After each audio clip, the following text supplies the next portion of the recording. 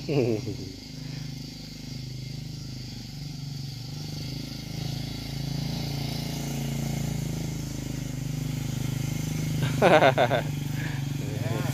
raya.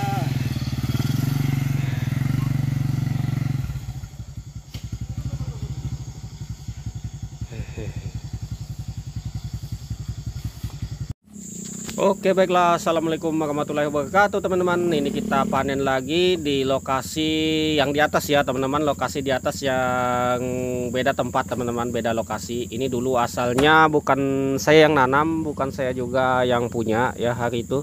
Sekarang jadi kita semua yang melakukan perawatan ya teman-teman, karena diserahkan kepada kita untuk ngambil hasilnya dan perawatannya untuk perkebunan yang ini teman-teman ya.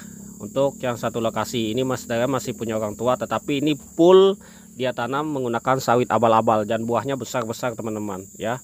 Ini sawit abal-abal semua, memang semua yang kita tanam ini sejumlah 1800 pokok teman-teman, itu semuanya sawit abal-abal semua teman-teman. Enggak ada kita tanam sawit unggul, cuma 150 pokok saja ya.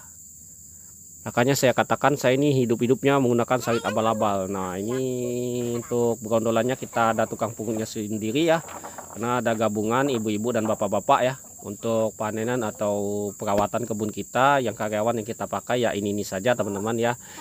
Ya alhamdulillah mereka adalah karyawan-karyawan kita yang terbaik perasaan kita ya. Karena selama ini kita tidak ada konflik dengan karyawan, karena mereka tidak cerewet tentang pekerjaan teman-teman. Apa yang kita suruh dia mau dan tidak minta-minta apa namanya naik gaji lah apalah, itu tidak cerewet lah, enak lah untuk kita atur. Jadinya kita sebagai bos tuh tidak terlalu pusing ya teman-teman. Kadang-kadang kalau kita punya anak buah atau karyawan itu sedikit-sedikit ya model istilah mengatur bos seperti itu kita yang paling nggak suka. Karena saya beberapa kali gonta-ganti karyawan sudah teman-teman ya. Baru ini kita perasaan enak, sudah kita bergabung di sini hampir 10 tahun teman-teman. Di awal-awalnya dulu kita pakai karyawan lain, sudah gonta-ganti berapa kali ya. Repot kita, mau sahabat sedikit sudah ribut, nggak disemprot sebentar sudah ribut, tadi pruning sebentar sudah ribut, sawit nggak pupuk sudah ribut. Nah kita jadi bos jadi pusing kalau seperti itu, anak buah yang ngatur bos. Nah ini anak buah itu tinggal kerja saja ya teman-teman, karyawan tuh tinggal kerja saja, mau apa yang sahabat lah apalah gitu bentuknya, mau nggak dirawat kah, mau nggak apa, yang penting dikerjakan saja apa yang dilakukan. Nah kita dulu punya karyawan seperti itu, makanya kita stres juga jadi bos kalau seperti itu. Sedikit-sedikit wah minta disemprot, sedikit-sedikit minta dipupuk, wah itu dia kita pusing juga. Sementara kita tetap melakukan sistemnya pemupukan dalam 1 tahun itu cuma sekali teman-teman ya, karena kita untuk modalnya sendiri cukup besar untuk pemupukan ini ya. Nggak mati kita itu, mati 50 sampai 30 juta itu nggak mati untuk pemupukan saja dalam 1 tahunnya. Makanya kadang-kadang kata orang tuh kadang-kadang mau dapat hasil banyak, makanya sering protes di video orang dapat sekian-sekian ya, dapat sekian-sekian, tidak percaya, dibilang buah orang lah, buah nyuri lah, settingan lah. Nah itu kenapa dia tidak tahu hasil perawatannya itu begitu besar. Makanya ini seperti ini kita dapat buah-buah besar seperti ini karena hasil pemupukan teman-teman. Kalau tidak lakukan pemupukan otomatis dia pohonnya seakan-akan kuning. Makanya standar pemupukan paling sedikit 5 kg per pokok ya teman-teman. Yang bagus tuh dalam pemupukan, tapi itu bisa dilakukan untuk sawit yang sedikit. Kalau sawit yang sudah lebar 10 hektar ke atas nggak akan bisa teman-teman. Biasanya tetangga saya itu dia punya lahan cuma 5 hektar teman-teman.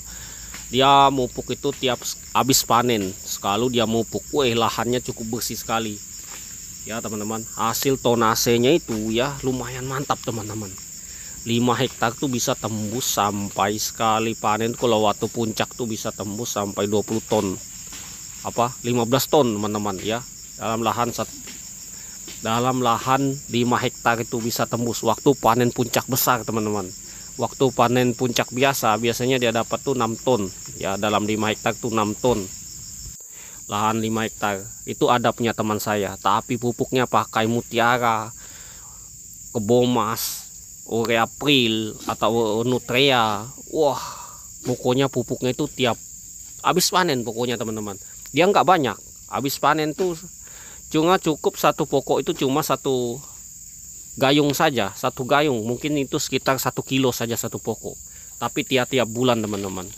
tiap habis panen pupuk. Lahannya tidak pernah dilakukan penyemprotan, karena memang untuk penyemprotan ini sangat berpengaruh kepada sawit ya teman-teman ya. Kalau kita sering sekali melakukan penyemprotan, lahan itu terlalu bersih teman-teman, yang kelihatan tanahnya itu harus kuat pupuk. Kalau teman-teman tidak kuat pupuk, tidak kencang pupuk, otomatis hasilnya pasti ngedrop. Tidak percaya saya, hasilnya bisa banyak teman-teman. Karena apa? Akar sawit itu kalau kelihatan, kecuali kalau dia punya lokasi lahan rawa.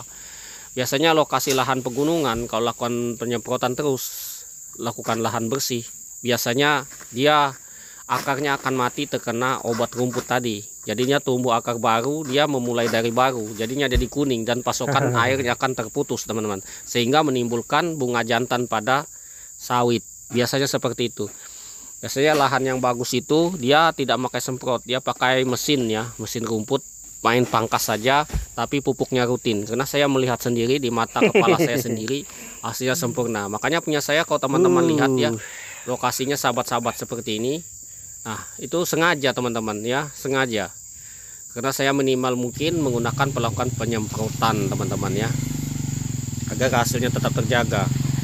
Nah, makanya teman-teman lihat, walaupun sawit abal-abal, hasilnya masih tetap lumayan. Makanya itu, kenalah jarang sekali melakukan penyemprotan. Penyemprotan itu sebenarnya memboroskan anggaran juga teman-teman ya. Mending kena obat rumput serang untuk satu kapling itu biasanya menghabiskan 10 sampai 20 liter satu kapling itu teman-teman, tergantung ketebalan rumput.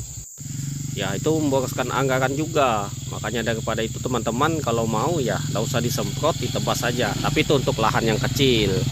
Lahannya sedikit, di bawah 10 hektar teman-teman. Kalau lahan lebih daripada 10 hektar tak akan sempat teman-teman, kecuali kalau punya karyawan sendiri khusus untuk penyemprotan segala macam. Kalau kita kan karyawan masih bergabung dengan ini, dia tidak megang satu kebun saya saja, kebun keluarga saya, pokoknya ini karyawan keluarga lah hitungannya.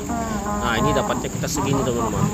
Pabrik ngantri sedikit sih, ini masih panggilan kerak ya. Oke, kita lanjut muat lagi teman-teman ya.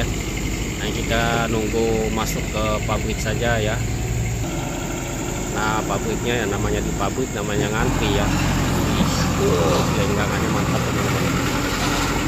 Ini tidak pernah kejadian terguling juga sih di sini teman-teman, mobil truk ini. Walaupun jalannya jelek, ini tidak tahu pihak pabrik ini pelit sekali teman-teman untuk perbaikan jalan. Untuk tempatnya sendiri itu pelit sekali teman-teman, hitungan sekali pabrik ini, asli hitungan sekali ya.